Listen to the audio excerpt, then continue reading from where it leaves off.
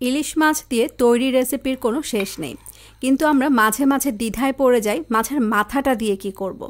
তো এখন আমি সেটাই আপনাদেরকে দেখাবো যে মাছের মাথাটা দিয়ে কত টেস্টি একটা তরকারি রান্না করা যায়। তৈরি করছি ইলিশের মাথা দিয়ে কচু শাক। ইলিশের মাথা দিয়ে কচু শাক কিন্তু খুবই ট্রেডিশনাল একটা খাবার। আমার বাবার বাড়ি শ্বশুরবাড়ির এলাকায় কিন্তু এটা খুবই পপুলার। আপনারা যারা এখনও খাননি তারা একবার তৈরি করে দেখেন, আমার দৃঢ় বিশ্বাস এটা আপনাদেরও ভালো লাগবে। তো চলুন দেখে নিই কীভাবে তৈরি করতে হয়। নতুন রাঁধুনিদের জন্য আমি প্রথমেই দেখিয়ে দিচ্ছি কচু শাকটা কীভাবে কাটতে হয়। একটা চাকু দিয়ে ঠিক এভাবে গোড়ার দিক থেকে একটু টেনে টেনে আঁশটা ফেলে দিতে হয়। এতে করে হয় কি কচু শাকটা খুব ভালোভাবে সেদ্ধ হয়। আবার অনেকে কিন্তু এই আঁশটা ফেলেন না, না ফেললেও কোনো সমস্যা নেই, তবে আমার মতে ফেললে ভালো। এখানে ছোট্ট একটা টিপস দেই, কচু শাক ধরলে কিন্তু আমাদের অনেকেরই হাত চুলকায়। তো কচু শাক ধরার আগে অবশ্যই হাতের কোনোই থেকে একদম আঙ্গুল পর্যন্ত একটু তেল মাখিয়ে তারপরে কচু শাকটা ধরবেন। তারপরও যদি চুলকায় তাহলে একটু লবণ দিয়ে হাতগুলোকে খুব ভালোভাবে ডলে ফেলবেন। দেখবেন 5 মিনিটের মধ্যে চুলকানি একদম উধাও। এবার আমি একটু ছোট ছোট টুকরো করে কেটে নিচ্ছি, নিয়ে এবার আমি সেদ্ধ করতে চলে যাচ্ছি। প্রথমে কিন্তু এই রান্নাটার জন্য কচু শাকগুলোকে আমাদেরকে সেদ্ধ করে নিতে হবে। একটা প্যানে আমি প্রথমে অর্ধেক পরিমাণ কচু শাক দিয়ে 1 চা চামচ পরিমাণ লবণ দিয়ে দিচ্ছি। পুরো কচু শাকটা কিন্তু এখনই দেব না, আধা কাপ পরিমাণ পানি দিয়ে দিলাম। এবার ঢাকা দিয়ে ফুল আঁচে এটাকে মিনিট 2 সেদ্ধ করে নেব। মিনিট 2 যখন আমি এটা সেদ্ধ করে নিব, লবণের জন্য এই কচু শাকটা কিন্তু অনেকখানি থিতিয়ে যাবে। ঢাকনাটা খুললেই কিন্তু আপনারা বুঝতে পারবেন, দেখেন অনেকটাই কিন্তু কমে গেছে। এবার আমি বাকি অর্ধেক কচু শাকটা এই কচু শাকটার উপরে দিয়ে দেব। তার আগে কিন্তু একটু উল্টে দিলাম, নিচ থেকে উপরে দিয়ে দিলাম। এবার বাকি কচু শাকগুলো দিয়ে দিচ্ছি। 1 কেজি কচু শাক কিন্তু একবারেই একটা প্যানে আটবে না, এজন্য আমি দুবারে দিলাম। দিয়ে আবারও ঢাকা দিয়ে ফুল আঁচে একদম সেদ্ধ না হওয়া পর্যন্ত সেদ্ধ করতে হবে। তবে মাঝে মাঝে একটু দেখে নেবেন আবার পুড়ে যাচ্ছে কিনা। এবার একটা ম্যাশার দিয়ে গরম অবস্থায় এই কচু শাকগুলোকে খুব ভালোভাবে পেস্ট করে নিতে হবে। আপনাদের যদি ম্যাশার না থাকে ডাল ঘুটনি দিয়ে করতে পারেন। আবার যাদের ম্যাশার ডাল ঘুটনি কোনোটাই নেই তারা কিন্তু ব্লেন্ডারও করে নিতে পারেন। তবে ব্লেন্ডারের ক্ষেত্রে ছোট্ট একটা টিপস দেই, কচু শাকটাকে প্রথমে ঠান্ডা করে তারপরে কিন্তু আপনাকে ব্লেন্ড করতে হবে। একটা প্যানে আধা কাপ পরিমাণ তেল দিয়ে খুব ভালো করে আমি গরম করে নিচ্ছি। একটু চারিদিকে লাগিয়ে দিলাম তেলগুলোকে।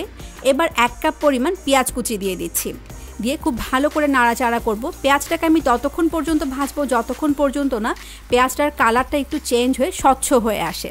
ঠিক যখন একটু এরকম স্বচ্ছ হয়ে আসবে তখন গোটা জিরা দিয়ে দিব আধা চা চামচ পরিমাণ। জিরাটা কিন্তু আমি ভাজিনি, একদম কাঁচা গোটা জিরা। এবার আমি এই পেঁয়াজ আর জিরাটাকে ততক্ষণ ভাজবো যতক্ষণ পর্যন্ত না জিরা থেকে একটা সুন্দর ফ্লেভার বের হয়। মরিচের গুঁড়ি দিয়ে দিচ্ছি 1 টেবিল চামচ পরিমাণ, দিয়ে আবারও নাড়াচাড়া করছি। মোট কথা আমি একটা করে মশলা দেব আর একটু করে নাড়তে থাকবো।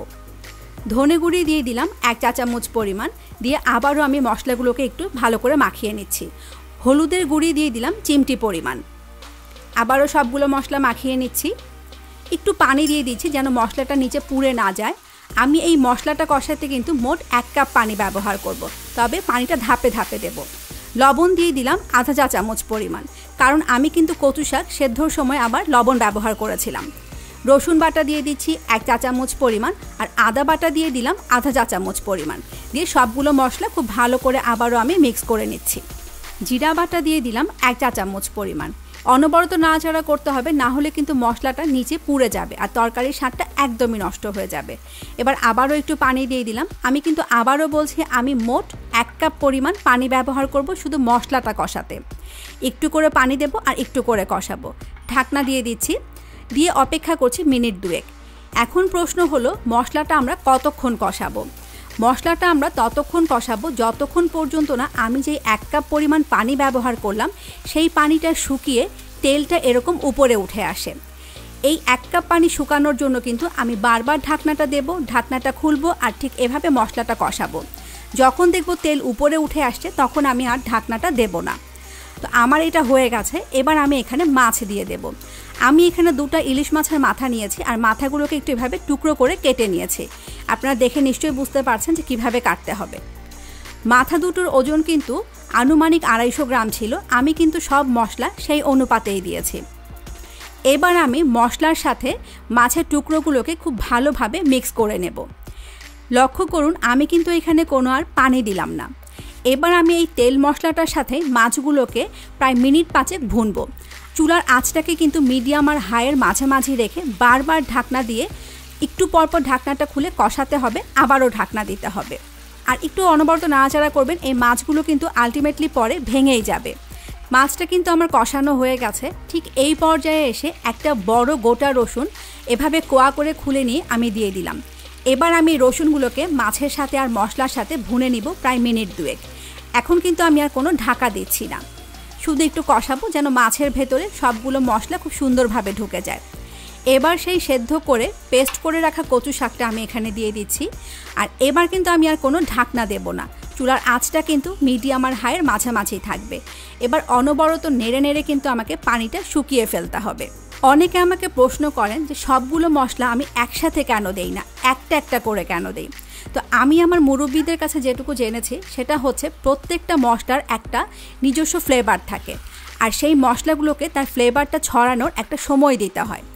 এজন্য আমি একটা মশলা দেওয়ার কিছুক্ষণ পরে কিন্তু আরেকটা মশলা দেই। সবগুলো মশলা একসাথে দিলে কিন্তু খিচুড়ি হয়ে যাবে, আর আমরা কিন্তু এখানে খিচুড়ি রান্না করছি না। এই সময়ে কিন্তু একটু কেয়ারফুল হতে হবে আমাদেরকে, কারণ এই সময় কিন্তু নিচে লেগে যাওয়ার ভয় থাকে।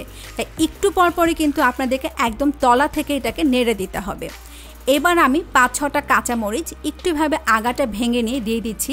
এটা কিন্তু ঝাল বের করবে না, শুধু একটা সুন্দর ফ্লেভার নিয়ে আসবে। আবারও আমি উল্টে পাল্টে দিচ্ছি। মাছগুলো কিন্তু একটু দেখতে পাচ্ছেন ভেঙে ভেঙে যাচ্ছে। আর এই খাবারটার বিশেষত্বই কিন্তু এটা যে প্রত্যেকটা মাছের কাঁটা একটু ভাঙা ভাঙা হবে। আমার কিন্তু প্রায় সব মশলা দেওয়া শেষ। এবার একদম শেষ মশলাটা দিয়ে দিচ্ছি। ভাজা জিরার গুঁড়ি দিয়ে দিলাম আধা চা চামচ পরিমাণ, দিয়ে আবারও সব কিছু খুব ভালোভাবে আমি মিক্স করে নিচ্ছি। এটা কিন্তু পানিটা অনেকটাই শুকিয়ে এসছে। কাঁটাগুলো যদি ভেঙে না যায় তাহলে একটু খুঁচিয়ে খুঁচিয়ে কিন্তু ভেঙে দেবেন আপনারা। মাথাটা যতটা ভাঙবে এটার স্বাদটা ততটাই বেশি হবে। অনেক সময় অনেকেই বলে থাকেন কচু শাক খাওয়ার পরে নাকি গলা চুলকায়, তো সেইটা যেন না হয় সেই জন্য আমি 1 স্লাইস লেবু একটু এভাবে চিপে দিয়ে দিলাম, তাহলে কিন্তু আর গলা চুলকাবে না, আবার খেতেও কিন্তু অসাধারণ লাগবে। একটু লবণটা চেখে দেখি ঠিক আছে কিনা।